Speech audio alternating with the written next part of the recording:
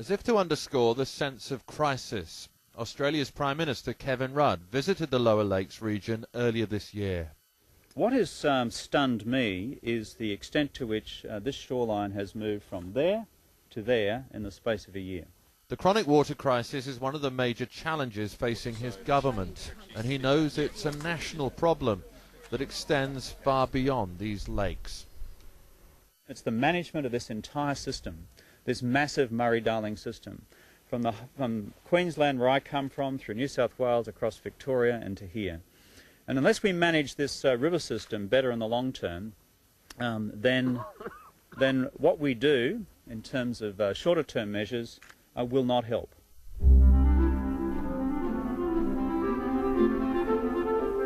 The spring of the Murray River is found high in the Snowy Mountains.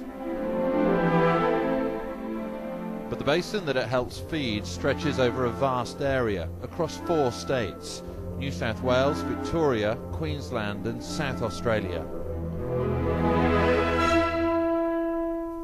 The flow of the river can be controlled by dams and barrages, and the states have traditionally used them to look after their own farmers rather than worry about the others in different states further downstream. From the Federation of Australia, its unification at the beginning of the last century, self-interest has reigned. In the Murray-Darling Basin we've got 2 problems. The first problem is it's been cut up into 4 pieces and managed separately. Each state manages its piece separately, and the basin needs to be managed holistically, so that's the first problem.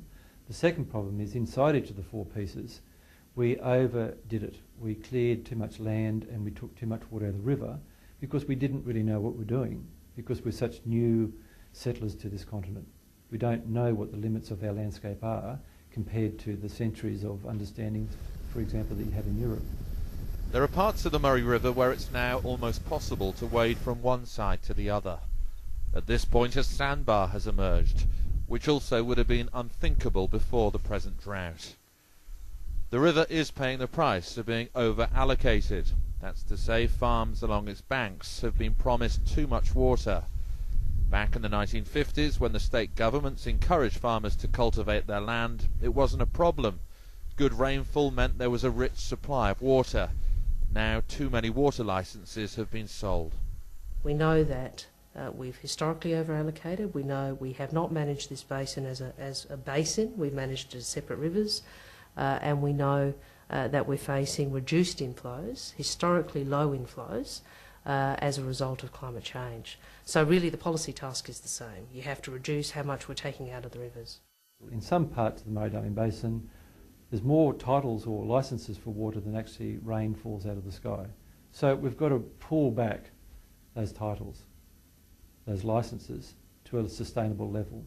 Overall, we estimate that the basin is at least 20 or 30% over-allocated, which means we need to reduce the over-allocation in the Murray-Darling Basin by about 20 to 30%.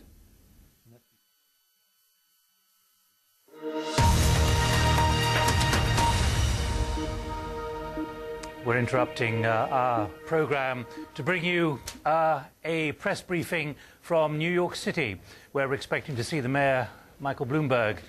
And there you can see a large number of the security services and others, the Coast Guard, the police.